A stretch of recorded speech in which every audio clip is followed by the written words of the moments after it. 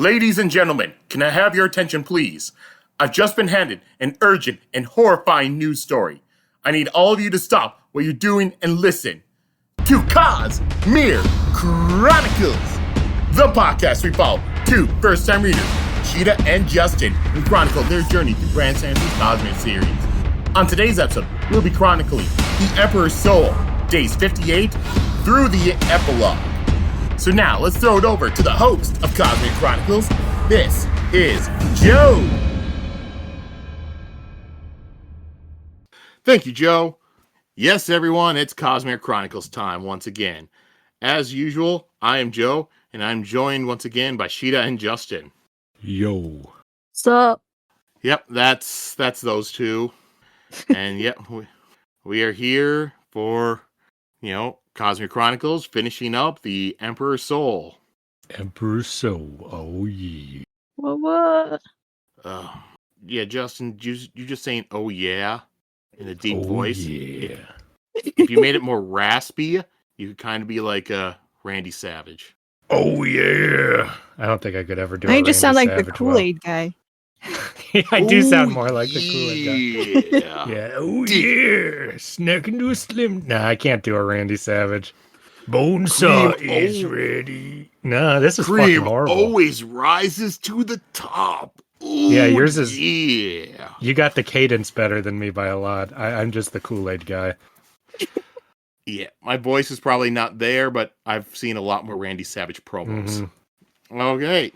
Now that we got everyone to quit the show, let's continue. Yeah, basically, yeah. This was your first episode? You are gone. I would have left so quickly, man. I don't even blame you. Why would you start on this episode?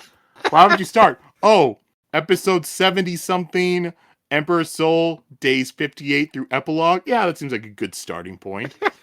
Hey, you never know, man. Well, let's go into our random questions for this week. And first one, since, we are in October, I did want to do something a little bit, Halloween horror-ish. So, last year we talked about our favorite horror movies. So this year, what is the worst horror movie you've ever seen? That is such a tough question. But, You mean this year or just in general? In general, I hope. Okay. Gotcha. The worst horror movie I've seen this year is the ones on that fucking Asylum channel. Those are awful. You love them. And yet, there are still worse ones. I think I have to go with the Rob Zombie Halloween 2.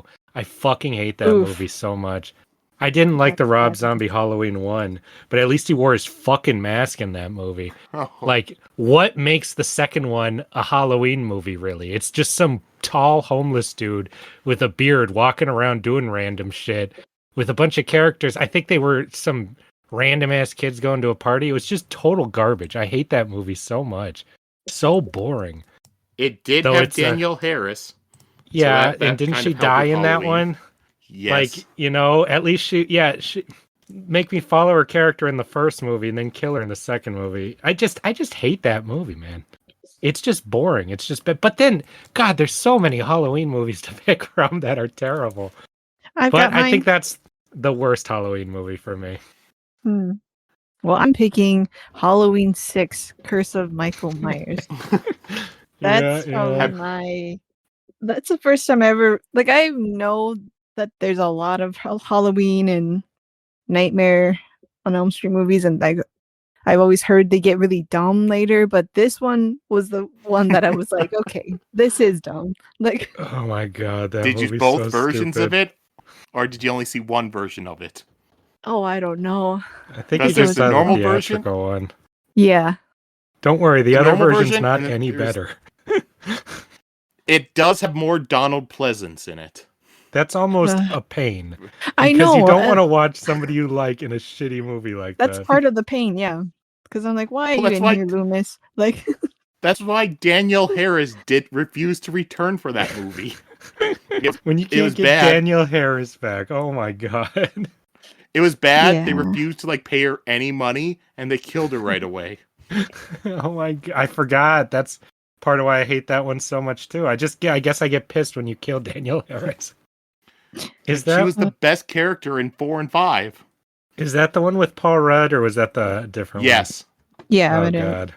Paul Rudd were. So it's funny because technically he filmed Clueless first. Clueless was his first movie that he filmed. He filmed Halloween after that, but Halloween released before Clueless. And his acting in Halloween was so much worse than his acting in Clueless. Yeah, he's terrible in there. In Clueless, he was great. It was good. Halloween, it was bad. Can't believe you picked another Halloween movie. Well, don't worry. Mine will not be a Halloween movie. You have another I'm gonna option go for with- one of the worst ones ever. Nope, I'm going to go with Hellraiser 6, Hellseeker. Oh God. Which one's that again? That's the one where they brought back Kirsty Cotton and had the Oh, with the guy from the insurance commercials, right? Insurance, 30 Rock, Yeah. That you have, movie's terrible. Brooklyn Nine-Nine. Oh, I Yeah, love him. it's like, God. yeah, he's good. That doesn't make the movie any good. That probably will just make it harder to watch. Hellraiser 1 through 3, Hellraiser 1 good, 2 and 3 not as good, but still all right. Did you say 4 was 2's pretty not as damn- good? I'm gonna fight you on that. 2 is fucking awesome. I'll stand by that. 3 is pretty stupid. 3 is pretty stupid, but at least you do have Jedzia Dax in it. And then 4 was just pretty dumb, even if it has Adam Scott. Oh God, 5 4. That one was stupid. 5 surprisingly was enjoyable, even though it was clearly some other script they had for some other unrelated movie that they just threw Pinhead into it.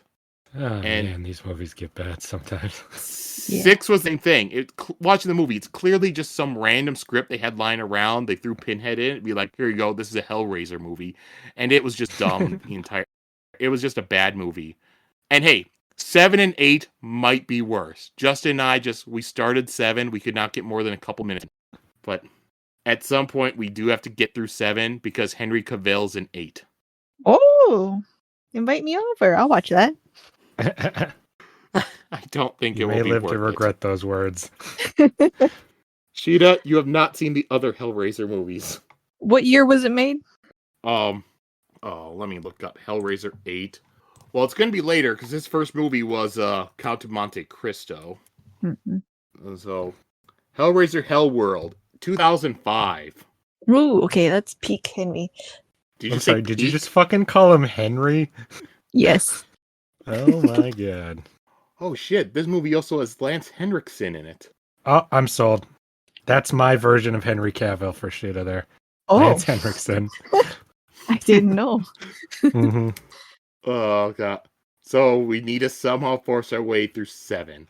Maybe if we can find, let me look at the cast for 7. Maybe if there's an actor in 7 we can latch on to. Wait, Hellraiser 7, did that thing say 10% on Rotten Tomatoes? You know those are all bought and paid for. I'm sure it's a good movie. Nope, I do not recognize any actors in 7 except Doug Right. Bradley. Hey, Doug Bradley. Hey. But yeah, so those are our bad horror movies. So if you want to watch something bad this Halloween, you know where to look. Dear God, don't watch those movies. Don't do it. Especially if you haven't seen the actual movies they're based on. Right. yet. Don't make that your first Halloween movie. Like, Oh God. Curse of Michael Myers. You'd be like, why do Yeah. people like this guy? oh, yeah, you'll finally learn about the curse of Michael Myers in that Oh one. God. No, you won't. I couldn't tell you what the fucking plot of that movie is. All right. All right, and then for our second question, this is going to be one where we have to we did our top 3 favorite fictional characters. So now this week we're going the opposite, top 3 most hated fictional characters. And I don't mean good God. hated. I don't mean like a villain character where it's like, "Oh man, the Penguin done some awful shit. I hate the Penguin." No, these are characters when they're on page or they're on screen, you're just like, "I just want you off." They have go away heat. You just don't like them. They ruin the story for you and just piss you off. Oh God. Yeah. You want to go first, or you want me to go first, Shida? Well, we have one that we think might be on all our lists. So, should we Well, just we'll do? find out. Yeah, Well, just let's do go- each just go- do as normal. Are we doing one at a time or the whole list? You just go Whole through all list. of them. Okay. Well, Felicity from Arrow. And why is that? Well, this is my first time experiencing a Mary Sue character, I think, where I was like, just watching Arrow. I was like, yeah, I like this. This is pretty fun. And then, oh yeah, I like this Felicity girl. She's pretty cool. And then I'm like, wait, what's happening? Like, why is everyone acting all weird? Why is everything like twisting into a black hole into Felicity? Like, what is happening? Why is Oliver being all lame and wearing sweaters instead of leather? I don't know what's happening. Yeah, so I was like, yeah. You just want to see Stephen Amell in more leather. No, I want to see him being Green Arrow and doing superhero stuff. Not having a Not weird sitting there being getting yelled chastised by at, yeah. Felicity for 20 minutes. Yeah. For lying to her for about something or other. I don't Keeping know. a secret about something very personal to his own life. Yeah. Gosh. All right. The next character I really hate right now is Pugsley from the Wednesday show. I just That's hate a him really so much. specific one. I know. So it's Wednesday's brother, and now he's going to school with her, and like literally, like maybe a little bit more than half the show is freaking Pugsley doing shit with his ugly friends, and I'm just like, I don't want to watch this. I'm here for Wednesday. I don't even know why he's here, and this is not even casted to be a character that can hold a more involved role. Like, he was casted to sit there in the car in season 1 and nothing else. So like, to have him have this character extended, I don't know why. I hate him. I just hate him. Jeez. Poor Pugsley. I don't know what they're trying to go for with him. He's not a boy Wednesday. He's his own character. He's just... Is that how they're writing him, a boy Wednesday? But I don't know what they're trying to do with him. Like, he's okay. just kind of creepy sometimes. I don't know. God, I just hate looking at him. Okay, anyways. My other character is Gomez from the Wednesday show. Oh, God. How are you watching that show if two of the characters are your most hated characters? I haven't finished it. Oh. Gomez is my favorite Addams Family character, and like, I hate this casting of him. I hate him being in the show again. Again, it's a Wednesday show, not an Addams Family show, but they're deciding to have the whole family go to school with her and hang out. And so I'm like, okay, the castings were fine for season 1 for one episode and then leave so it can be a Wednesday show. But no, they're doing extended scenes of Gomez trying to romance with Morticia, and this is the worst crime. Why would you do a shower scene with that Gomez? Like, why was that necessary? Oh, Isn't it Louise Guzman? Yes, it is. Yes, it is. Like, I'm watching Wednesday to see Jenna Ortega and her friend, and hopefully Christina Ricci, and that's it. But I was like, it's so CW to make me wait to see Superman and have to follow freaking Chloe and Pete for like the whole episode. Anyway. Wow, somebody's hating that second season of that show, apparently. I'm only like 3 episodes and I can't. It's so hard. I've been stuck on it. I don't know why they're doing this. Just to piss you off. Yeah, apparently. All right. My most hated one, I also have Felicity Smoke from Arrow because she completely ruined that fucking show. She completely ruined Arrow. It was a show about this badass CW version of Oliver Queen guy running around after being on an island, attacking all the people in his notebook. It's a whole show. Second season, you have this cool plot with, him going against Deathstroke, all this stuff. And then all of a sudden, out of fucking nowhere, this Felicity character who we all liked at first... They do a ruse that he's going to pretend he loves her to trick Deathstroke into trying to take her. And then she says, wow, you did a good job faking it. And he's like, faking at the end of season 2. And then the show turns into fucking random ass fan fiction about this random little blonde girl like having this big buff dude who's in love with like Like the super hot chick he's known since she was a little kid. Suddenly he falls in love for this nerdy little girl. No idea why. Later learned that it's all this online fan shipping that infected the show and turned it into a totally different show. Thank God they didn't let her into Crisis, so that didn't get infected by that, and we got a good ending for Oliver. But otherwise, oh God, I hate that character. Just as we all do. God. He's not only Ugh. fit, Justin, he's very rich in like the most eligible bachelor. Yep. Mm-hmm. Mm-hmm. And they Oh my built a God. romance up for 2 seasons that Mhm. then just got tossed in the trash for nothing. Mm-hmm. Just like Laurel got tossed in the trash, which pissed me off. That was one of the most jump the shark moments I've ever seen.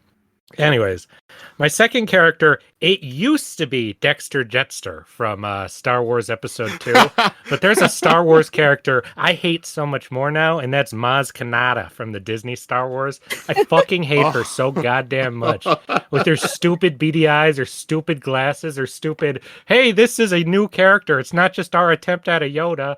Her stupid, why do you have the lightsaber? That's a good story for another time that they never fucking go into.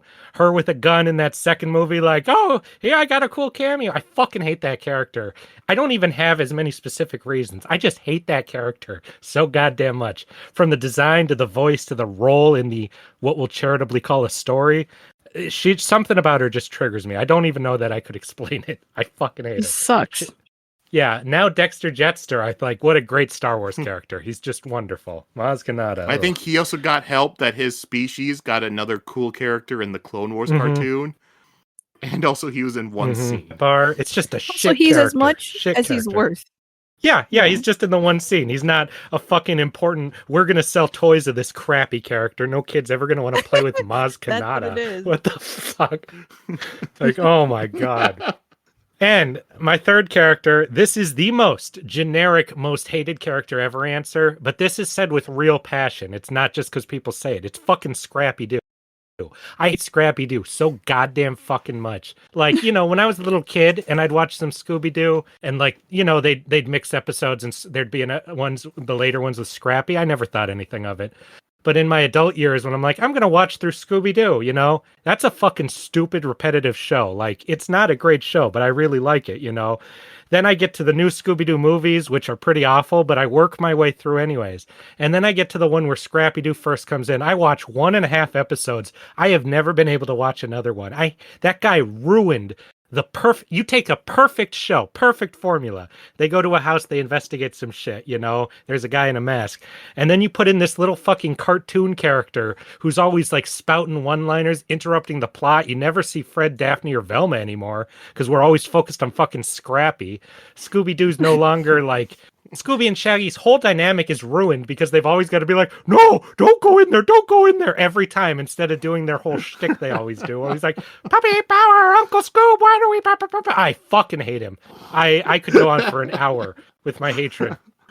And anytime I say that, people always are like, oh, you just say that because everyone hates him. Like, no, I passionately, personally hate the guy. And I'm glad that James Gunn turned him into a fucking villain in the movie because he fucking deserves it. I didn't know. I didn't know that's why you stopped.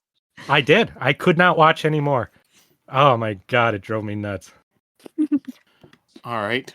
I guess with my 3 most hated characters now. Number 1 will have to be Felicity Smoke from Arrow. Wow, what a surprise. 3 for 3. Yep, that's the one where before we recorded, I told Justin Sheta, maybe we should just say that Felicity's automatically on there and we all come up with 3 other ones. But nope, it had to be Felicity. I mean, like they said, she ruined the show. And it's like, and she started off good. In season 1, she just had a couple appearances. It's like, oh, she's kind of a funny character. And I remember starting season 2, seeing like her parachuting down to the island with Diggle. It's like, oh man, I she's forgot cool. about She's parachuting. that. Yeah. I like that. And then by the time season 2 ended, like Justin said, all of a sudden she kisses him. It's like, okay, that's weird. Then season 3 becomes more about her. It's like, why is she doing so much? Then she has sex with Oliver, and it's like, what the fuck's going on? God, no. Why That was is one this of the most happening? horrifying things I've ever watched Oh my happen. God. It's like, because especially season 1 and 2, it was all about Oliver and Laurel building up this relationship going on. And, you know, Green Arrow, Black Canary, romance in the comics. It's a well-established relationship. So I'm invested in the Laurel Oliver Queen thing. Then just thrown aside for this new made-up character, Felicity, and then she starts taking over the show. Season 4 is where the show just got ridiculous. They do this whole dumb plot where at the beginning shows, oh, there's a grave, someone's going to die, and the writers, they had no idea who it was going to be. They did not plan that out. She did this thing, and later they said, one thing we knew is that it could not be Felicity that died. It's like, God damn it. Well, you can't they kill killed the main character. And by the end of the show, there were more characters directly connected to Felicity than Oliver. You had her mom as a major character, her coworker was a major character. Her mom was dating, somebody, and he's a major character. There were more people connected to Felicity. They made Mr. Terrific a side character to Felicity. Everyone was. She sends a nuke at some island and never feels any sort of guilt about it. Just like, yeah, it happened. It's like, it was just ridiculous. It made me stop watching the show for years. I stopped watching. And then they got rid of her, for that season, they stopped doing the shipping with her and Oliver, and it gets better. And then they randomly fuck again, and the show gets horrible again. It's weird. Toxic relationship right there. Yeah. It was so bad, and it ruined it. My second most hated character, Paul from the Spider-Man comics. He's a person that in recent years, Mary Jane started legitimately cucking Spider-Man with this random guy named Paul. It's not hyperbole. It's literally what happens to Spider-Man. Mary Jane starts hooking up with some other guy. Yes, there's some weird dimension stuff going on, but she comes back. She shows back up. She has 2 kids with this guy. Then they try to walk that back, being like, oh no, they're not my kids. They're adopted, but I'm still in love with this other dude.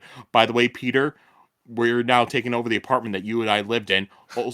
Okay, fine. Captain America's like, Peter, you're not allowed to be mad at Mary Jane for cheating on you. You have to apologize for being upset about that. Like, fuck you, Cap. And now Peter, he's out of a job. He's out of an apartment. The woman he loves is gone.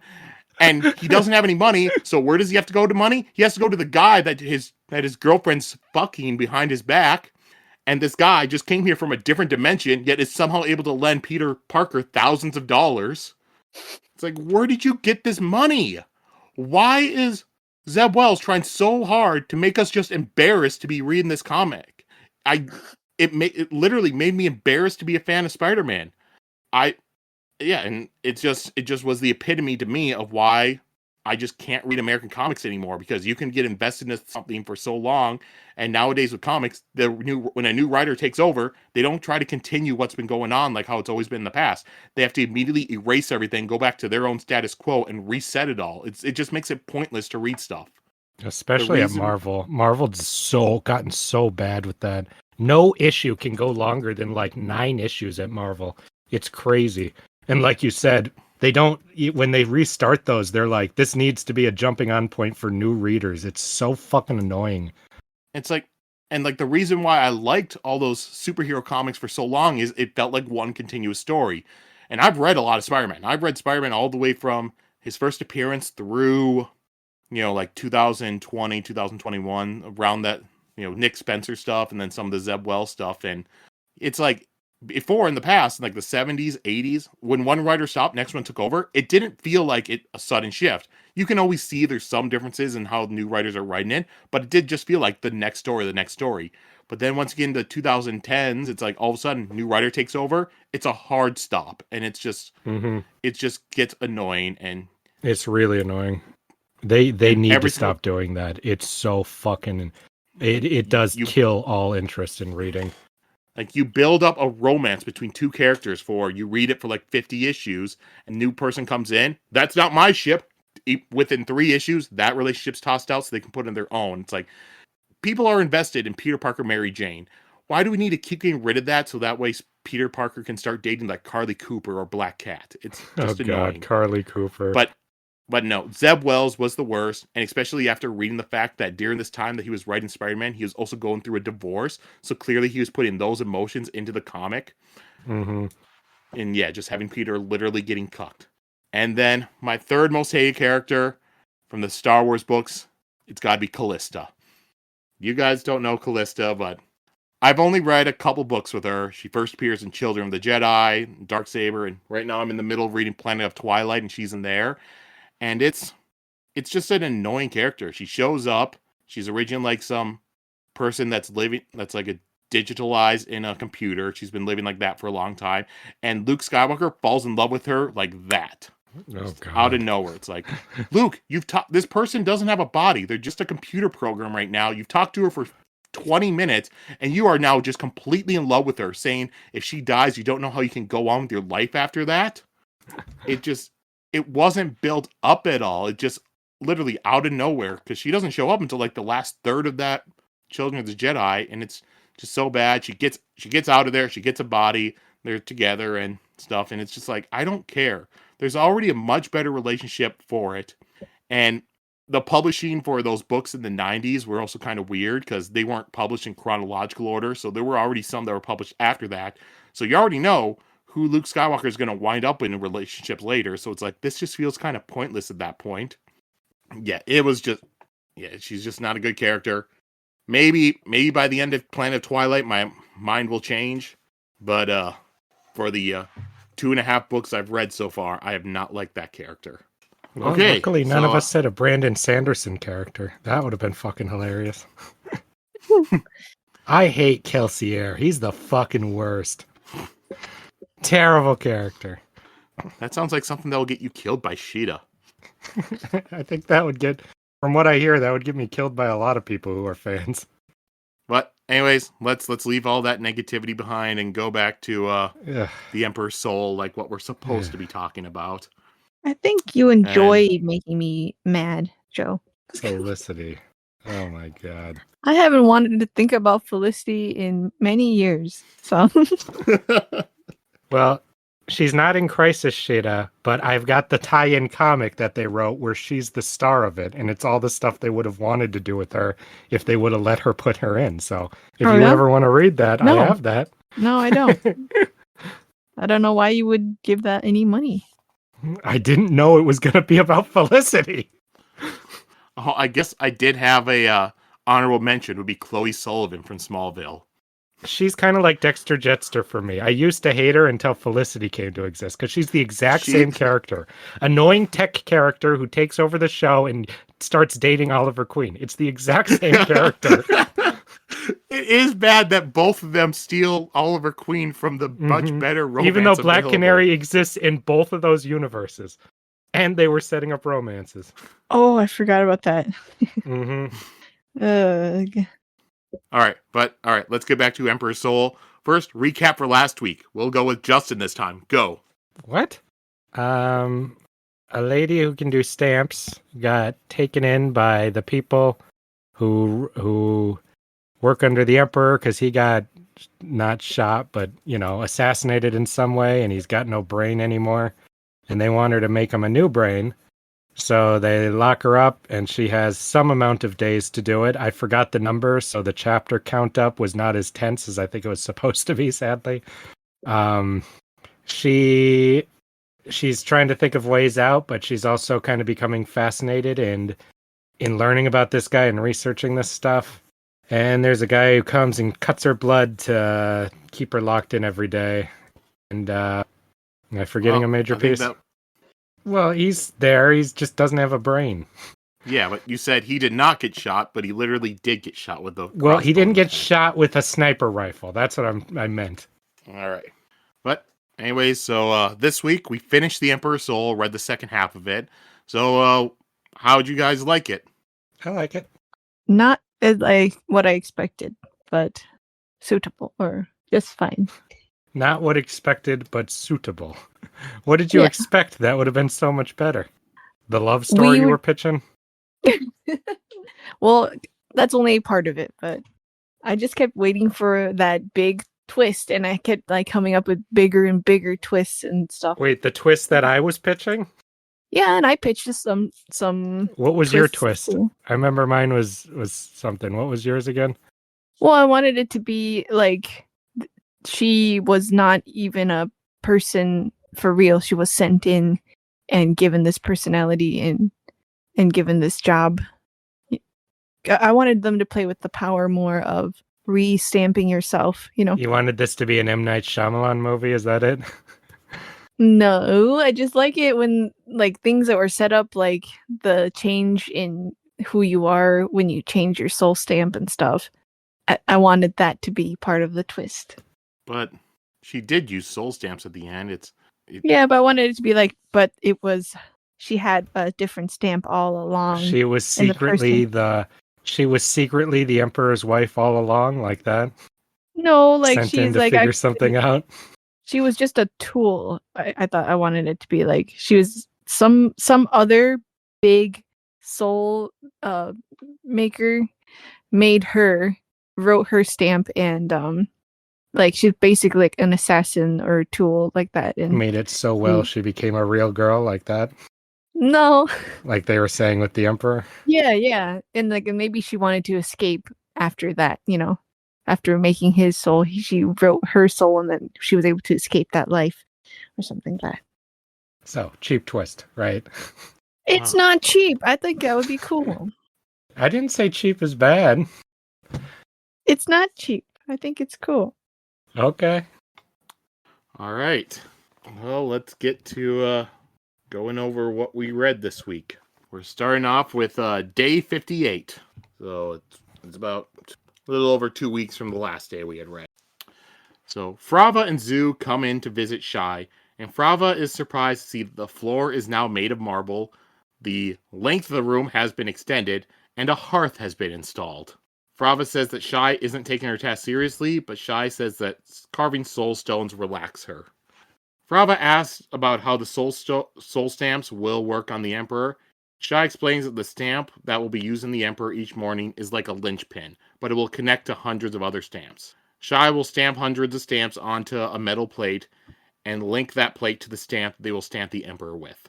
The Emperor will need to keep this plate near him, so Shai suggests that either make it into a medallion or an upper arm bracer for him to wear.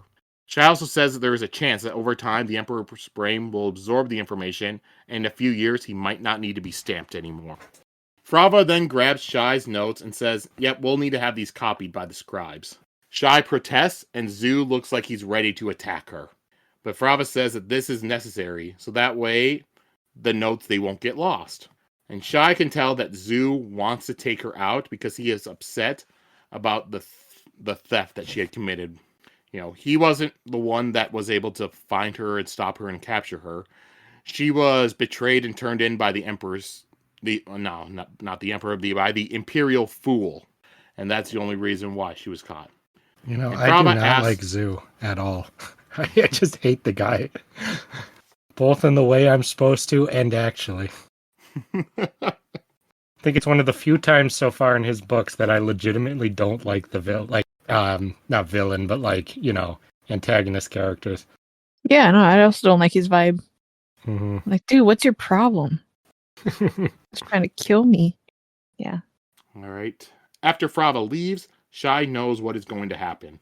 Frava will show it to her forger that she has in secret, and if this forger believes that they can finish the stamp on their own, then Frava will have Zoo kill Shai before the other arbiters can object to it. You know, I also hate Frava.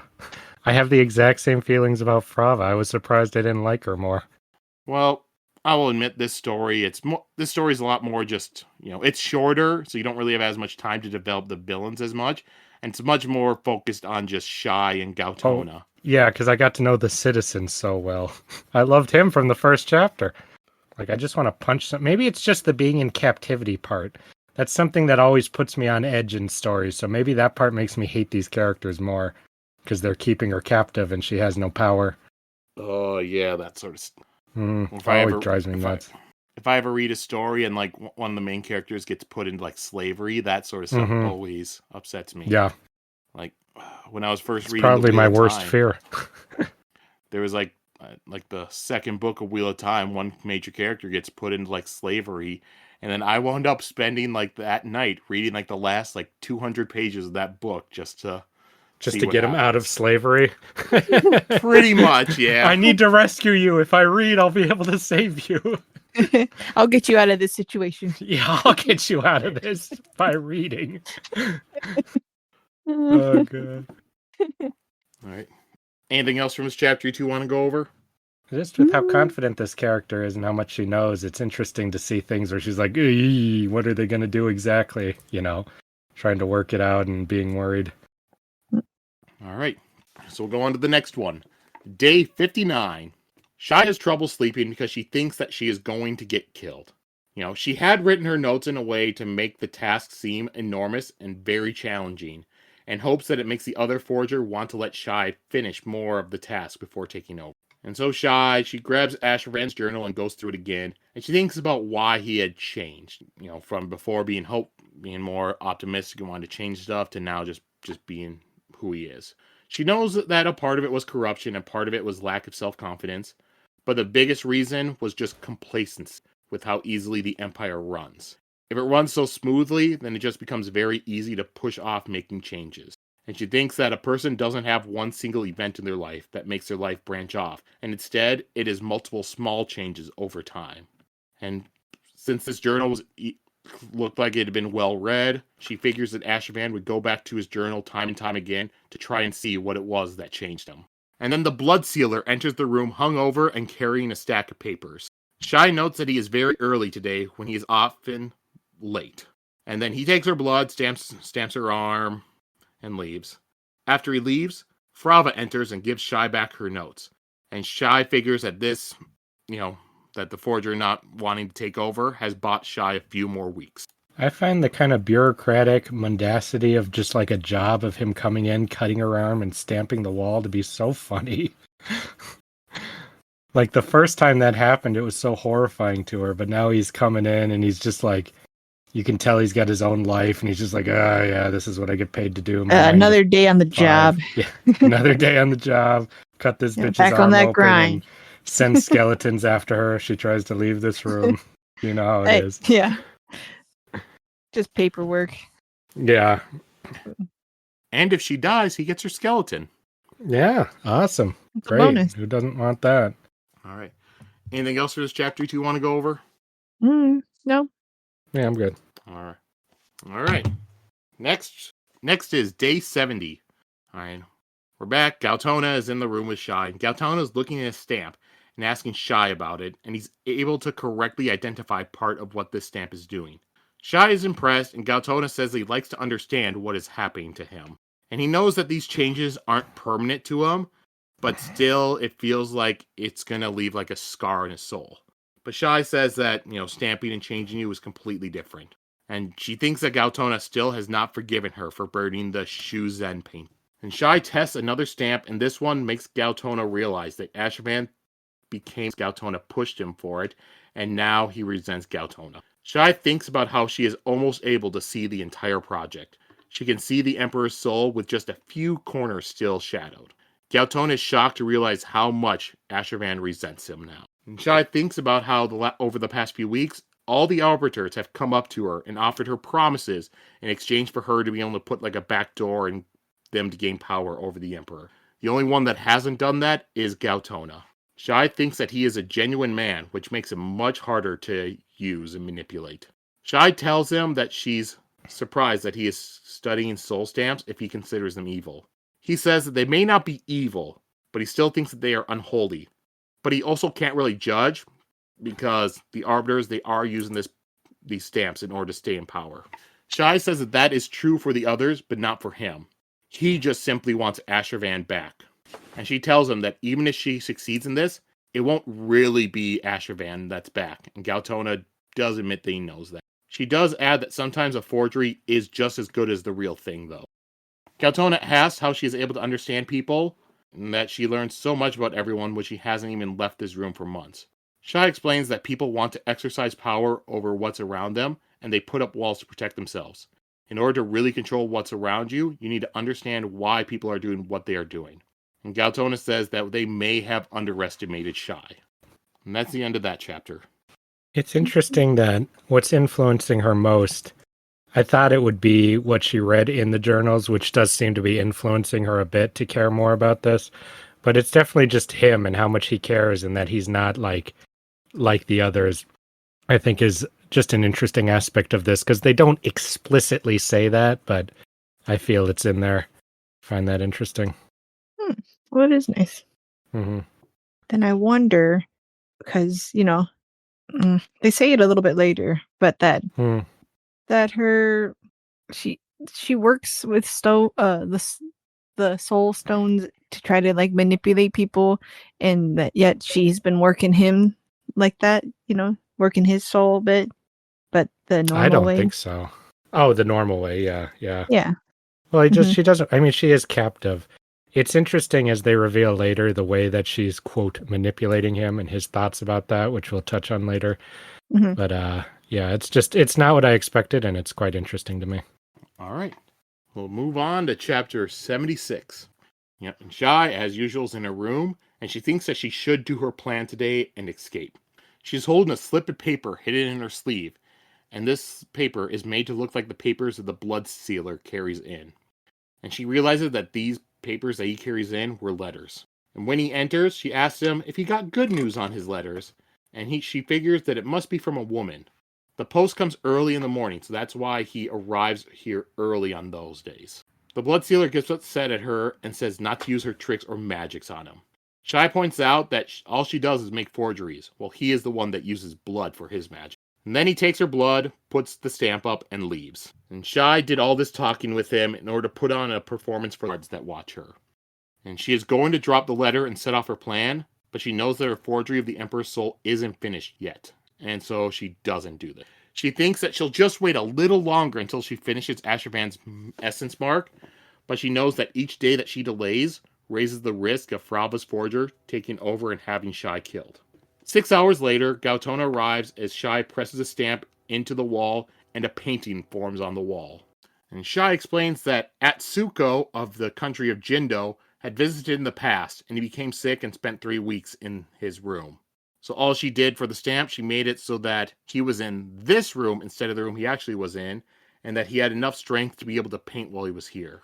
Gaotona doesn't believe that this stamp will take, but Shai says that it will because the wall would rather be beautiful than dull.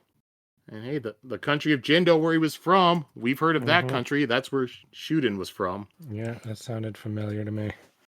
You forgot about the racism that Shai experiences in this part.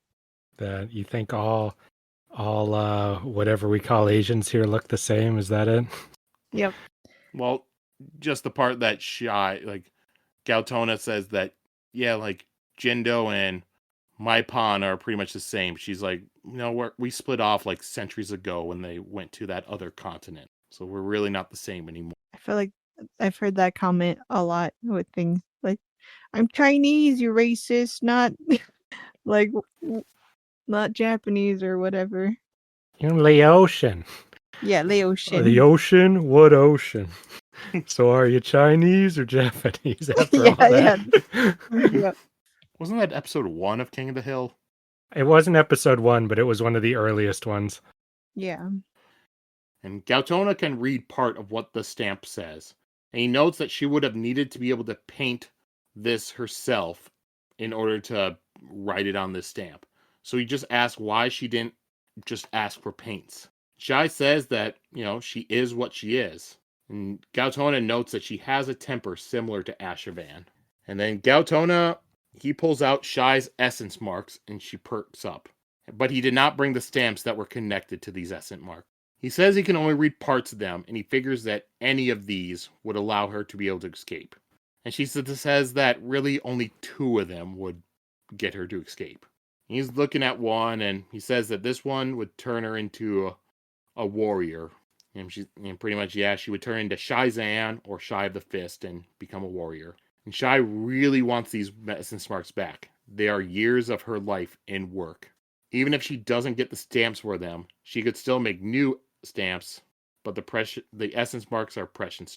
And she knows that Gaotona isn't holding these as a threat, like any of the other arbiters would be. He is looking at them, and he is genuinely curious about them. And her Uncle Juan had warned her that someone like Gaotona could just be playing her for a fool. And Gaotona notes that the other essence marks, one of them turns her into a woodsman and a survivalist, and another one would turn her into a scholar.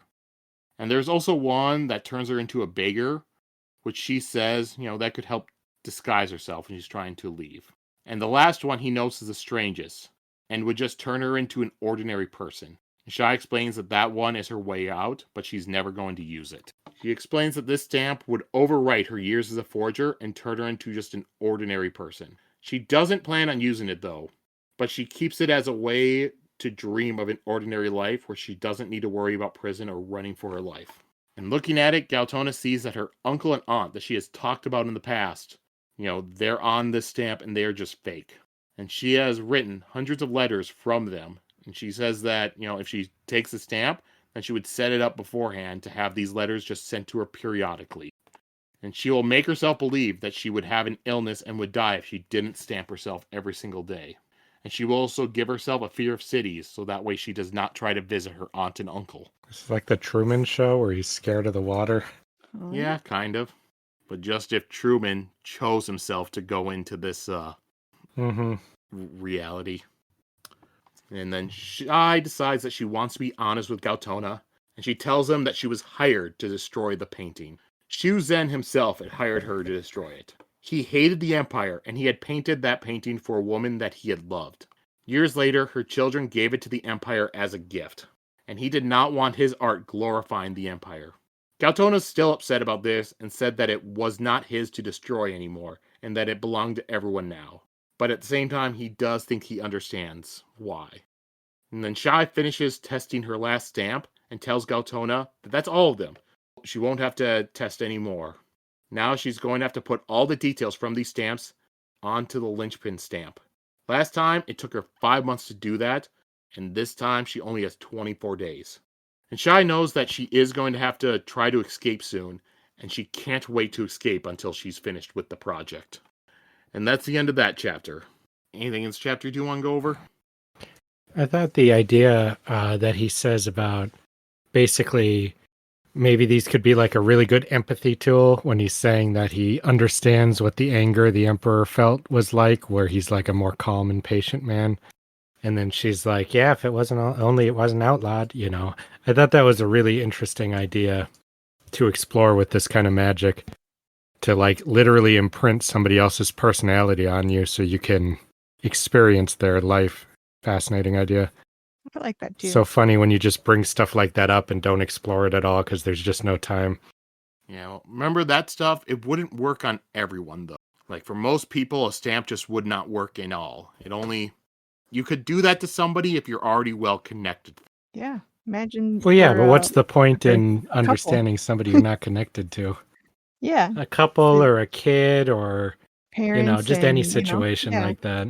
siblings. It reminds me of the, what's the gun in the Hitchhiker's Guide movie that just made you feel what somebody else was feeling? I thought that just made me think of that. I don't remember. It's been so long since I watched Yeah, it was that. only in the movie, yeah. Well, let's move on to day 85. Shai's writing down notes about Ashravan's love life. Most of it is stuff that she was able to piece together, while others are just calculated risks that she has to take.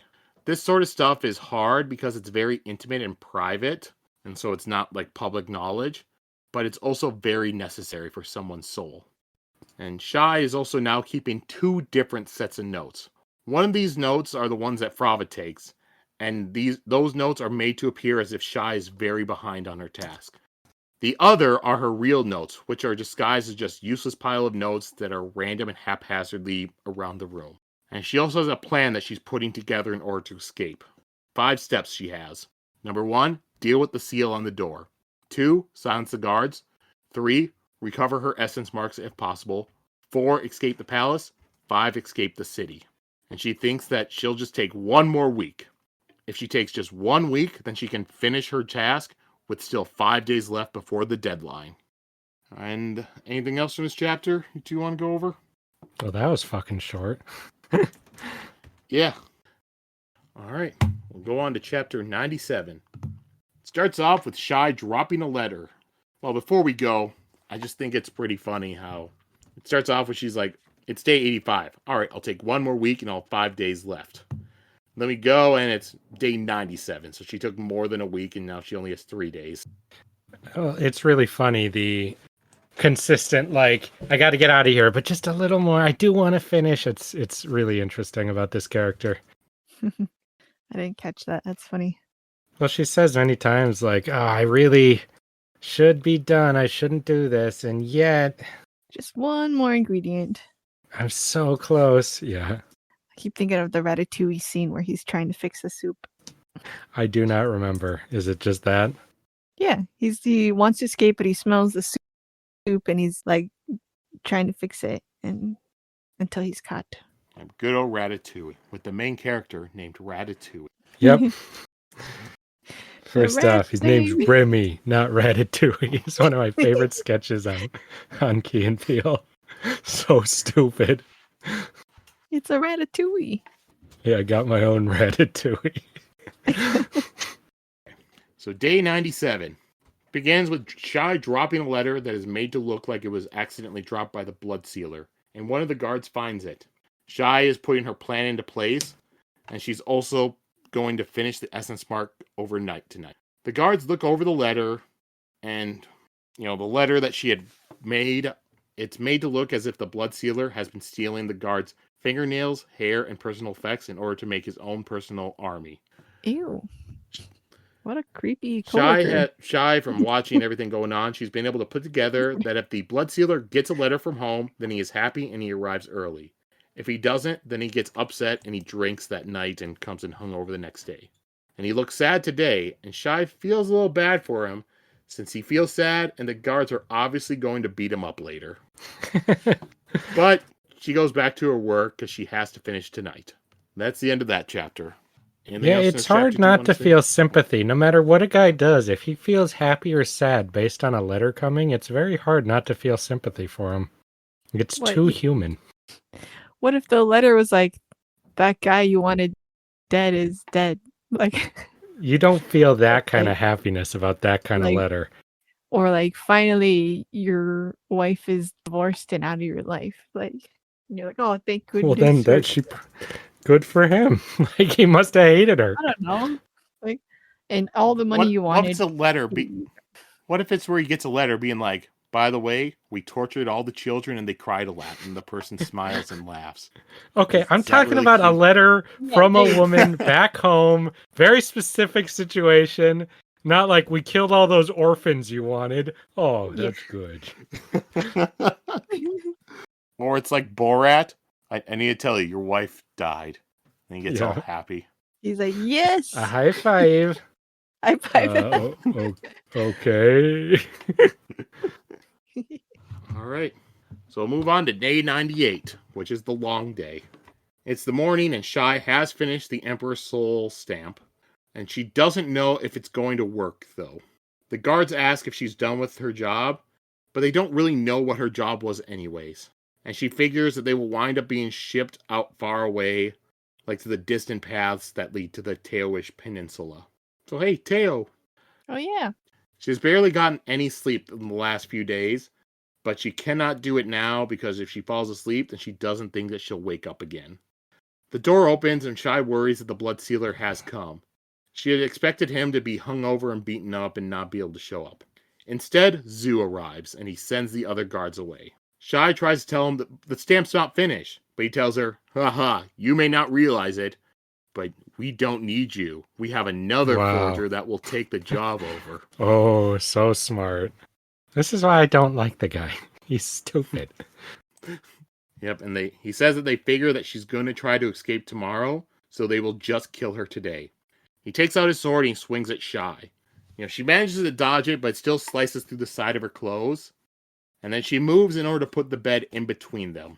And Zoo just decides to climb over the bed, but as he steps on it, the bed collapses. Aha. Because what Shai had done is overnight she had gone underneath the bed in order to pull out some stacks of notes and stuff that she had underneath there. While underneath there, she secretly stamped the bed. Stamp food she's doing. Yeah. Or maybe Home Alone style, but with stamping. hmm Yep, she had made it so that way the bed had a history of being attacked by bugs, and that weakened it. And she had also weakened the floor because she had noticed that there was some water damage. So she had just changed it so that way they never fixed the water damage and it went through and just ruined the floors. So when Zoo falls through the bed, he also falls through the floor. What a dumbass. And then Shai grabs her the official notes, which are also the fake ones, and she also grabs her real notes along with all the stamps she has made to escape. She takes her fake notes and just burns them. And then she stands at the door, waiting, and after a few minutes, the blood seal vanishes and she walks out. She stamps the clothes that she's wearing, and they change and match to what the clothes are that the palace servants wear. And as she's walking through the hall, she just makes sure to walk normally, because she knows that if she started running, then that would be suspicious. And she gets to a fork in the hallways, and she knows that she should escape, but she just has to know if she had succeeded at her plan with the Emperor's soul. So instead, she heads to the Emperor's rooms. On the way there, she grabs an urn off of because those were all lining the walls. She just picks up one of those urns. She pops off its seal that was on the bottom, and she stamps it with her own stamp, and she turns it into a golden chamber pot. And when she arrives at the Emperor's rooms, she shows the guard Gaotona's seal and signature that she had forged on a letter. She is allowed to go in, and she walks inside and then goes to see the Emperor. See, I told you, don't listen to her. She even points out, like, oh, well, yeah, good thing I set the security. As she's looking at the Emperor, she feels that she knows him better than anyone else, including himself. Then she takes out the stamp, she stamps him, and he becomes awake. He asks who she is, and she answers that he was badly wounded, and she was brought in to heal him. And he figures out that she must be a resealer. And Shai tells him that he's going to need to stamp himself every day and keep this plate near him. And then he's like, all right, give me the stamp then. And she gives it to him, and she tells him not to tell anyone, and that only his arbiters know what really happened to her. While talking, she can hear shouts coming from outside the room. As she leaves, Shai tells him to do better this time. Once she walks out of the Emperor's room, she gasps to make the guard that was standing out the side think that she thinks that all these shouts are for her because she went in to go see the Emperor. But he tells her, no, they're not for you. I love playing the dumb bitch card over and over again. It's like, As Shai's walking away, she feels a pain in her side. And then she goes down, touches her side, and she notices a very small amount of blood. When Zhu had tried to hit her with the sword, it had barely nicked here. So now the blood sealer was able to get her blood, and he has put a trace on her. Shai worries as she moves through the hallways, and while she's moving, she almost bowls over a southern ambassador that's wearing red priest armor. I didn't catch that. When's this based? I don't know when. It's probably not Wraithen, just another priest. Oh, I was hoping I got a quick little cameo. In the movie, it would just be the actor who played Wraithen, though, because that would be more exciting. Because I feel like if it was Wraithen, we would have had at some point in one of his chapters mentioning like being overseas, like the Rose. He would have punched her out and caught her. It's like, you don't belong here. I'm not gonna fall for that dumb bitch crap. And Shai needs a way out, but she knows that all the entrances are going to be sealed. And then she goes back to the halls of the Emperor's room in order to gamble on something. Gaotona arrives because Shai knew that while all the other arbiters would be out searching for her, Gaotona would have gone to check on the Emperor's safety. Oh. He asks why she is here, and she tells him that it worked, and that she just had to know if it would. Gaotona tells her the Bloodsealer has her trail and has summoned things to go after her. And then Gaotona pulls out a box that has Shai's essence marks and stamps inside. He asks her how she was able to manipulate him. She tells him that she was genuine with him. He is an honest and genuine... I manipulated you by being genuine thing so much. He's like, that's not manipulating. It is when they're expecting manipulation. And if you're doing it for your purposes, I would count. No, he says it's not manipulating. That's what I'm saying, which I think is funny. And she's like, isn't it? Yeah, that's kind of cute. No, we're just friends now. Like, yeah. Yeah, he is an honest and genuine person, so she did the same. And everything she told him was the truth. Before she leaves, Shai tells him that on her escape essence mark, she's going to add in a kindly grandfather who saved her life. A man of compassion and wisdom who she respected. And she tells Gaotona that Ashravan lives, so when he thinks of her, remember that. And then she gives Gaotona her real note.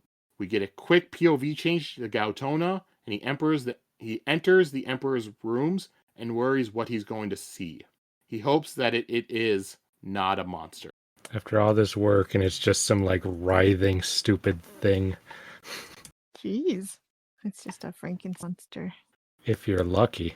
She added a part into it where, yep, there was something that happened in his past that turned him into a vampire. Yep. And back to Shai, and she pulls out a soul stamp and stamps herself. And then in her mind, she remembers both her normal life and also the life of a warrior, but her normal life slowly goes away in her. And her muscles become leaner and harder, and her hair becomes shorter, and she gets a scar on her face. And she puts her glasses in her pocket because her eyesight becomes better. And her thoughts change to become more warrior-like with how the text is. Zu shows up to block Shai's path, but she quickly defeats him with 3 hits, like breaking his ribs and breaking his wrist. Fucking Zoo. Could have stayed dead.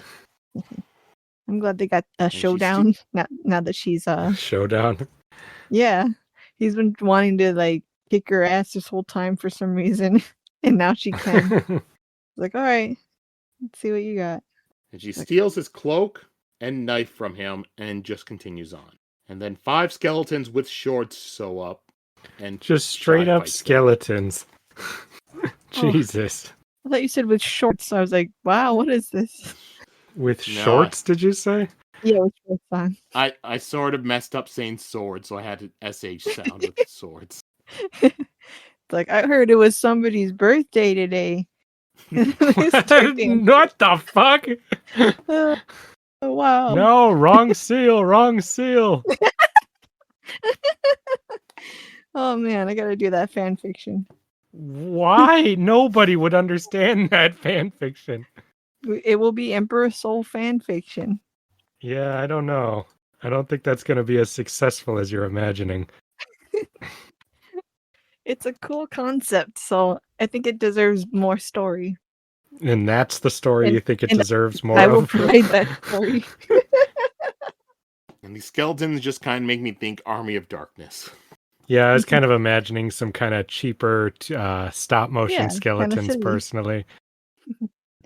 She goes up to one, she grabs its spine and just rips it out, which causes it to fall down because it doesn't have a spine. But she also cuts her hand because all the bones on it have been sharpened. Smart. And so she begins to fight the other ones. She does stuff like she gets the skull off of one, which defeats that one. Another one swings at it with its sword. She like blocks it with the other skull. She still gets a couple more cuts from the sword. They like hit her like leg, arm, side, stuff like that. And I think the last 2, she just goes very close up to them. That way she's within their reach. They can't use the sword, and she defeats them. And then she takes all the skulls and puts them into a sack that she made from the cloak. What about the last one that she headbutts? That's the best one. Oh yeah, I forgot that. Cracks her own skull on it because she's like, Jesus, fuck. Is she like a barbarian now? Yeah. She rips her blouse some and uses it to tie up her wounds. And then Shai begins searching the nearby closets, and she finds the blood sealer inside one of them. She tells him to go back home because his lover doesn't care about the money he's making and just wants him home. And then she stabs him in the leg and says that, yep, she has his blood now, so she can do to him what he's done to her. And she leaves, she goes into the stables, and she steals Zu's horse and goes off. Fuck Zoo. Just taking all his crap. He's an alright guy when you get to know him, Sheta. Oh, now you offender? Yeah. He's just doing his job. No, he's not. I mean, he's not. He's not doing his job. All right, and then we're back to Gaotona for the end of this chapter, and he's surprised at Ashravan, and he can see that Ashravan still has all the same small tics to him, like how he talks, how he moves, everything. And Ashravan gets annoyed with Gaotona, and Gaotona thinks that this Ashravan copy is perfect. Ashravan figures out that since he was in bed for so long, then that must mean that they had brought in a forger, which also means that it was his mind that had to be fixed.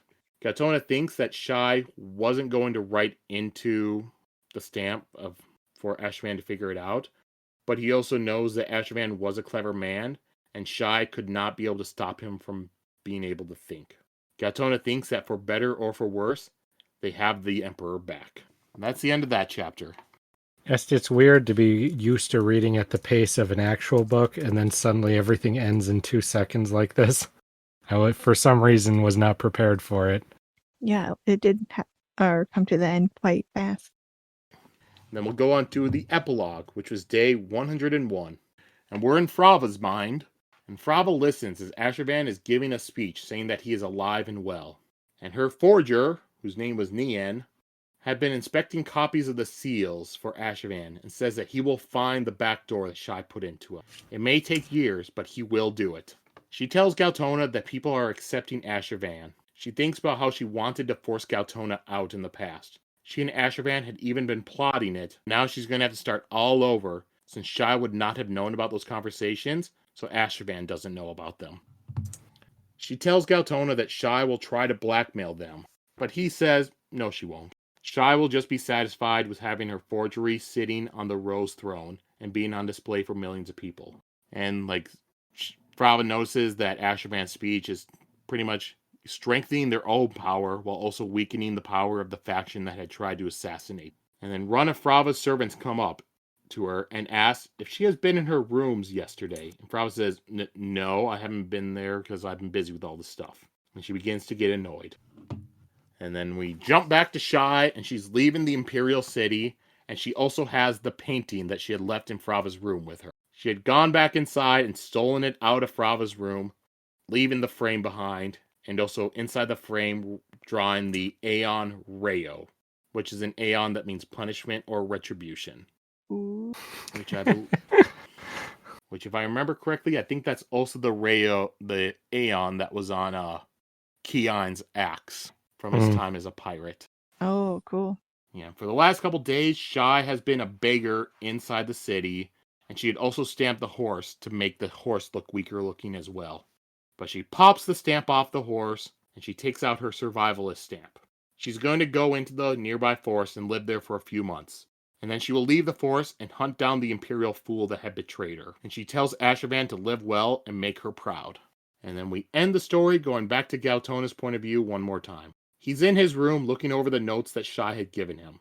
And he realizes that she has not put a backdoor into the Emperor. She did make a light tweak to the Emperor. After the assassination attempt, he's going to take time and attempt to look back through his journal and his life. He will see who he used to be, and he's going to change bit to bit to be the person that he used to want to be. Only those who knew the Emperor extremely well would even be able to see the difference in the stamps. And Gaotona begins to weep, because this book shows the absolute perfect work of art that Shai has made, and it is the greatest piece of art that Gaotona has ever seen. He holds the book reverently all night, but he knows that if this book was to remain and be found, then the Emperor would be, pulled down. No one could know that Ashurban's change to become better was set in motion by a soul stamp. So Gaotona takes this book and tosses it into the flames. And that's the end of the Emperor's Soul. Oh, I like that. Yeah, I like that Oh, go ahead. I was going to say, I like that because you had earlier in the story him getting all upset with her burning this perfect work of art. And the end of it is him having what he thinks is a perfect work of art, but burning it because he knows that's what it needs to be done. Oh, yeah. Must have cost a lot to do. I felt bad for that whole starving, withered thing. What? It just looked like that, Fun right? to make it look like a poor horse. No, it was that. The stamps make you like that. So the horse was all hungry and weak. Yeah. That's Remember, stamps are not a glamour. They don't make you appear like something. They actually change you. I just feel like that would suck for such a valiant warhorse. He could still go back, you know? But he didn't know. I'd like to know from the perspective of an animal what it's even like to have that happen, because they would barely understand. Yeah, no. They would just now I have an instinct to run instead of die. I think with them, at first it may be weird, but then to them, that's going to be just how they always were. Yeah, and you were always some starving, emaciated horse. That sucks. Yeah, but then you get to go back to being a strong warhorse. Some animals are just lame their whole life. But I understand what you're saying. It didn't I'm not complaining. I'm not and you love animals. I'm not outside protesting the treatment of horses here. I'm just saying Yeah. I think that would Treatment. suck. That's all. Yeah, that's funny. I didn't even think of that, so that's funny. Oh, yeah. Upon hearing it again, I like it a lot more than I was thinking initially. Because you see how the themes work together and stuff. Yeah. And that, I was wanting some like big magical change and stuff, to the emperor, but she did a very more subtle and real and actually doable change to him. Mm-hmm. And that and I don't know, it's just a nice hopeful thought that you can only do what you are capable of with the soul stones, or like you can't so there is hope for you to be better than what you are. It's not unrealistic, so I like that. Mm-hmm. And I think it's really interesting that it's so believable, the change that would happen to him. A lot of people would, reconsider their life after a time like that, look to the past. Like, it's like you're saying, it's weaved in so realistically. It's very natural to do that, to, rethink your life a bit when you have a near-death experience or something like that, Mm-hmm. and a shakeup since he lost his wife as well. Mm-hmm. The one thing I always think of with the story, after reading it is like the Emperor, because it's still his body, it's still like all that, but like it's technically a new soul put onto his body based off his old soul, but it still is like drawing in like whatever was left of his old soul from before, because you have to connect like the physical, cognitive, and spiritual all together. Well, it's So always hard. You get the question of what the hell is a soul even, What is you? It gets you really creeped out thinking about that stuff. That's why I don't like soul magic, man. It's creepy. There's also probably people out there that knows more about realmatics that could explain it a lot better than I could. Well, I'm not against this magic being forbidden. It's fucking horrifying. I think he thought of the only situation where it would be kind of allowed and useful. Well, in that you're helping fix the empire. Yeah. For everyone. Mm-hmm. Yeah. But also you have to keep in mind, usually like if you're doing soul forging, you really could only do that on yourself. Because you can't really just make a stamp that would work on anybody else. Because you have to know them pretty well in order to do that. Mm-hmm. Yes. So if some psycho studies you for years in order to inception you, like people wouldn't be paying to plant those seeds in people. It's creepy. To control people. Speaking of Cillian Murphy, Sheta, as you Inception? always are. Mm-hmm. Cillian Murphy. Yeah. Really? I don't like it. I'm gonna say Cillian. I know. Okay, when I that's learned not that his name. Hey, unless he's here to correct me. I watched a video where he corrected or he didn't correct, but they just asked, "How do you pronounce your name?" and he pronounced it Killian, and I was like, "Okay." Well, if he told me to do it, then I should probably listen. He didn't tell you. And He yet just I said still that's won't. the right way. Yeah, he's got to tell me personally. That's my rule. I feel like he'd be cool with you calling him Cillian Murphy. I doubt he gives a half a shit what I do. He's super cool and nice. I bet he would. Or he's like, I don't care about this random person on the other side of the world. Who gives a fuck? Maybe he will care when Hollywood buys the rights to Monster Girl Hunter and he gets cast in it as Alex. Yeah, I think that's horrible casting, and I will fight against it. Justin, you better cast him. He's like 60 years old. It's okay. We'll age up all the monster girls too, and it'll be fine. Oh God, no! Is this Borderlands? Yes. All right. Anything else either of you two want to say with this? With the ending of this story? No, just what I said. I liked that it was a little bit more subtle than I wanted it to be. Mm-hmm. I think it's interesting to have the message at the end kind of be, if you look into yourself, what little tweaks can you make in yourself to guide yourself in the direction you want to be in instead of whichever one you're going, I think that's an interesting idea to explore, and how you can do these soul stamp things to yourself a little bit. You can't have 10 years of training in a monastery, but you can have how you could start now. Okay, that's not what I meant. Everyone knows that, yeah. Yeah, that's a good lesson. That's the lesson you took? Yeah, you You can could do go anything. train for 10 years. The best time to plant a tree is 10 years ago. The second best is today. Is that it? Exactly. I also like how the magic. Now you can now hopefully you can see why this took place on the planet Cell with the Elantris, because the magics are very similar. Well, it's writing weird little symbol things to change things Yep. around you. That's how I see it. Yep, it's very I've heard people say like it's like especially with like the Aeons, it's very like computer coding and stuff like that. You It's do not all how I this thought of writing it, but I could see that. and Shai's just hacking into the Matrix. and technically they're both connecting to the same magics. They're both connecting to the door. It's just different ways to get that door magic out. Yeah, I assumed so. The Yeah. door, I forgot about that. Yep. So like Raoden uses Aeon Door, Soul Stampings. You go into Door, Blood Sealing, Dakor, whatever the Shai Chan dance stuff that Shuden was. All of them are just different ways to access the same. Let's magic not get power. that fucking dancing stuff in. That's some totally different shit. Don't even try to pretend. I want Why that is book that there. different? Because you're not drawing, you're dancing. Justin, your Well, body can be art I don't too, accept it.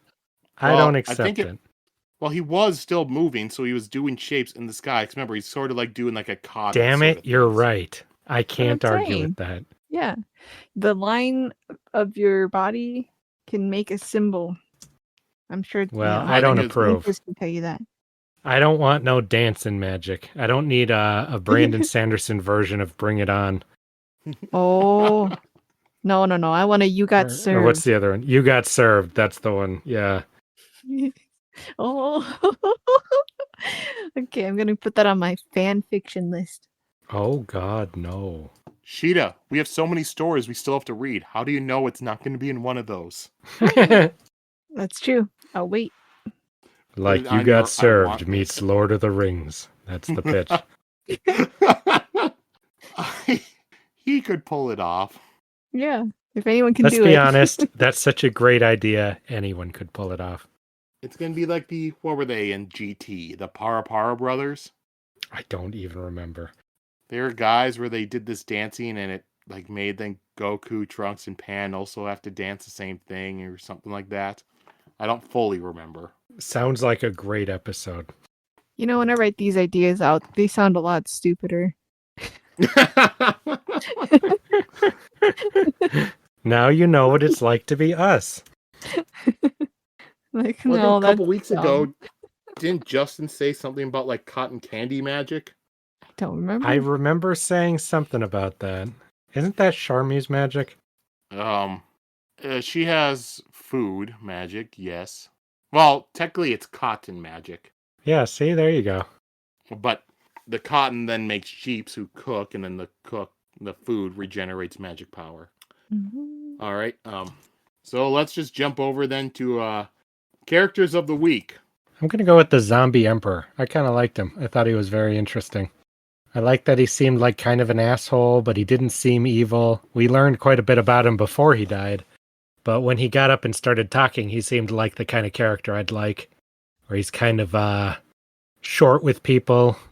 A little, but he is listening when people talk and stuff.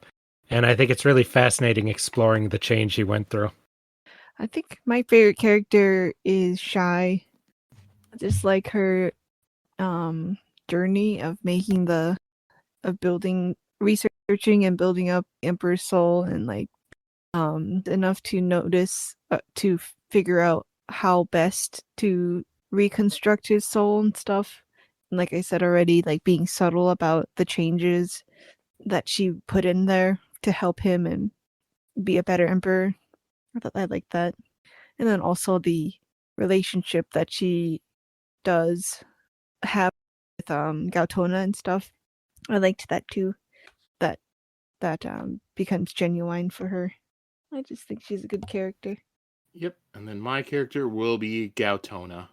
I liked him, his change he had over the series, being able to, by the end, understand and accept the forgery as art and everything, and And just the fact that, as she pointed out, he was just a genuine, nice guy that legitimately cared for Ashravan, cared for the Empire, and just didn't just care about power. Yeah, that was a nice change. But every time his name was said, I kept thinking it was Daytona. Like, I was reading it, so I never had this problem. was it? Is it Daytona, Texas, or I don't know, but I just The kept thinking Daytona that. 500, are you thinking of? Yeah, That's in Florida. That's the only reason I can think of that you'd have that word in your head. I know. It's weird. The Daytona race is in Florida. Okay, Florida. Yep. All right, so now quotes.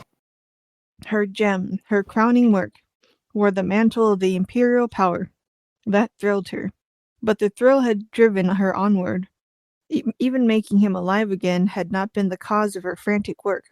No, in the end, she pushed herself so hard because she wanted to leave a few specific changes embedded within the soul. And I also liked, perhaps those months being genuine with Gaotona had changed her. Copy an image over and over on a stack of paper, Shai thought, and eventually the lower sheets will bear the same image, pressed down deep within. So I like that. She wanted to make a mark on the Emperor, and Gaotona made a mark on her. So I thought that was nice. So good people inspiring people to help people be good. Is that what it is? Yeah. That's nice. Mm-hmm. All right, mine is... She was getting close now, close to understanding the Emperor, close to having the puzzle come together. Whenever she neared the end of a project, a painting, a large-scale soul forgery, a sculpture, there came a moment in the process where she could see the entire work, even if it was far from finished. When that moment came, in her mind's eye, the work was complete. Actually finishing it was almost a formality. I like that one because I know that feeling. That's what it feels like to work on stuff, writing or drawing and stuff. And so I think it's really funny to have a professional writer like Brandon Sanderson take that feeling and put it into words, as I've noticed all of his works seem to be about his own thoughts and feelings about things. So I think that's really fun to see him write a whole book basically about what it's like to write a book and specifically flesh out a character. Yeah, I know when I've written when I've written stuff, it's like I know the ending, I know the beginning. So the beginning I'll write quickly. Then stuff will go slow in like that middle half, middle 2/3 area. Then once I get to the end where I've had that whole stuff planned out, that will then go real fast. Mm-hmm. And the part after where it says about wanting to see it to fruition that she feels about the project to see if she can pull off what she's trying to do. I like that feeling too. When it's like, it's all there. It's not just a shadow you're looking through. You see the whole work, but now you want to bring it to life because you won't see it until it's real. So I think that's really fun to talk about in here. Just going through the work part to get it done. Mm-hmm. Yeah, you just need to do the work now. Mm-hmm. Like, it is finished in your head, but nobody else can see it yet. And that's kind of the whole point of making a work. And then my quote. People, Shai said, rising to fetch another seal, by nature attempt to exercise power over what is around them. We build walls to shelter us from the wind, roofs to stop the rain. We tame the elements, bend nature to our wills, makes us feel as if we're in control. Except in doing so, we merely replace one influence with another. Instead of the wind affecting us, it is a wall, a man-made wall. The fingers of a man's influence are all about touching everything. Man-made rugs, man-made food, every single thing in the city that we touch, see, feel, experience comes as a result of some person's influence. We may feel in control, but we never truly are unless we understand people. Controlling our environment is no longer about blocking the wind, it's about knowing why the serving lady was crying last night, or why a particular guard always loses at cards, or why your employer hired you in the first place. I just like that whole section, like explaining people, explaining how as they try to do some things to protect themselves, then they change what is affecting them, and how she also uses this whole way to manipulate people. I liked that as well. And that everything we make is just an attempt to control our surroundings. And once we're out from the environment, we start doing that with people, I think is interesting too. All right. So we have that. Just one comment to go over. So this comment that we have, it's from the Emperor's Soul preview episode. This one's from Reader Warrior. Nas deserves a break after all the places his employer has made him visit. Who deserves a break? Nas, that was the person on that on the Elantris map where it's just like, yep, this was really hard to get after where you left me. We never knew who the fuck that guy was. I really expected to. Oh yeah, he never showed up. Well, he Seeing if we did get to know him. He's actually that one asshole guy. Nope, actually I'm gonna do this. This is another map we've seen of Luthadel, where if you look in the lower left, there's a note from Naz on that one. God damn it. What is this shit? Since you insisted on having an updated version, here's the new map. I'm not going back a third time. That's what this one from Mistborn says. Wow, this guy gets around then. So he has a letter, or he's had a map that he's had to give from both Elantris and Mistborn. Both of them he left a note where it sounds like he's annoyed. That's fucking Oh cryptic. my god. Him and Hoyd are best friends. Yep. You know, could just be a same cartographer, a different cartographer with the same name in two different worlds. No. I'm not going to make any assumptions here. No way. He's sending these to Hoyd. And he sounds like he's talking to Hoyd because Hoyd's probably annoying. What's that based on? I lost that map you made me last time. Can you make me another Lost map? a map. Jesus. You know how valuable a map in that time is? Yeah. Like a good, reliable one? Yeah. So he's annoyed. Like freaking Hoyd. Why are you I my love only how you have a friend? tendency to just say some random ass shit as if it's a fact to the point where I almost believe you're saying anything based on anything at all. It's real. It's an amazing we have evidence. Oh, do we? Yeah. Those aren't even on the same world. And who else has been on those worlds? Oh my god. That's not evidence of your incredibly specific thing you just said. And the second half of this comment, Brandon spent many years in Korea. This novel is heavily inspired by his time there. Mistborn 1-3 is heavily medieval European. Warbreaker is Mayan and South American, and Stormlight Archive is extremely Mongolian tinted. Well, I read the afterward thing, and it said he was also inspired by his time in China. I thought that was really interesting. Yeah. I definitely got those. Yeah, I liked reading about that. I did not read that, so It's not that much information, but it's just a little interesting. And I know a lot Actually, Sheta, I think you'd get a kick out of it. You should read it because it talks about where the stamp idea came from. I see. And I know a lot of the area around Warbreaker is Mayan and South American, but I also always got kind of like a Greek gods Mount Olympus sort of feel with the Returned. Same. I thought of Olympians as well. I thought Olympians were them, but where Teteller was located in the jungle and stuff, I do see like a Mayan South American. I just thought of the Olympics where all the Olympic champions just bang in that village that they live in. Oh, the modern version? Yeah. It was like a mix of both. And his last little bit, the AI, Arabic, and coin-light symbols, while being specifically explained in the story, are meant to be based on how Eastern world artisans would put stamps on their artwork in the same manner that Western world artisans would sign their names. Yeah, I read the afterword. Well, the other part in there, Sheeta, if you don't want to spoil it, is that he was inspired by how emperors and kings would just put their own stamp on another artist's work if they liked it, as if they had anything to do with it. I approve. Let's get my stamp of approval. And he compares it to a king taking the statue of David and putting their signature on its chest. Which I thought was really funny. Rude. Yeah, you think because I'm a king, I have the right to do this. I just like it, so I'll sign it. It's like the first night rule, but with the art piece. You know what? If you commissioned it, sure, but if you just found it, I think that's so fucking funny. I'll just take the liberty of putting mine in here. What was that, Prima Nocta or Prima Noctis? Mm-hmm. Yep. They should bring that back. We don't have a king. He'd be your local mayor.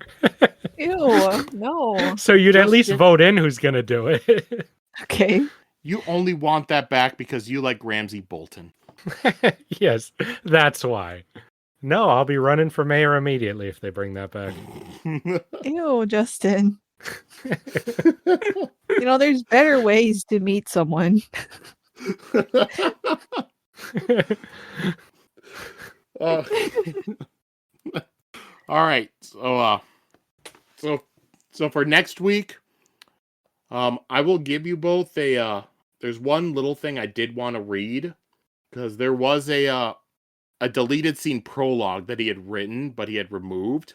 He does say that the prologue, like a very similar conversation takes place, but he removed it because it didn't. Similar conversation. What a nerd! Oh my god. Well, it's like here's the story.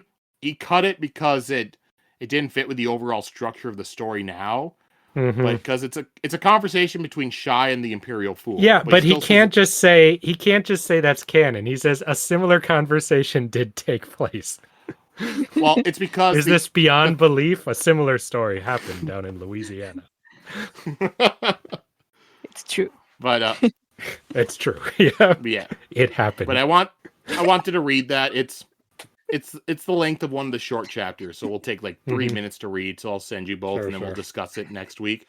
And then next week will just be the wrap-up episode. We'll go over the usual questions for the Emperor's the wrapping Soul. episode. Sweet. Wrap. For Emperor's Soul and White Sand, we're doing both of them at the same time. So we'll answer the questions, White Sand. And then we'll go over our fan castings for both of those. Oh God, that's gonna be a hard one. We got so many different types of people. I'm gonna have to actually really search for some actors. Just, all the female characters. Just put Sydney Sweeney. Every single one, yep. And Glenn Powell for all the males. Then we can have a real modern movie. I liked anyone but you. Yeah, and get ready to watch it 20 times in a row. Yep, and so that's next week will be the wrap up. Week after that, we'll just go over it'll be a kind of a Cosmere check-in. Something that I kind of want to do at different times. We're just going to stop. We'll discuss our thoughts about everything we've read so far. And then we'll go over a whole bunch of rankings. Can we do like in Supernatural where we go the road so far and then we'll do a little like review. A little dur, like a whole thing. Yeah. Mm-hmm. Right before the season finale. Yeah. Oh, goodness.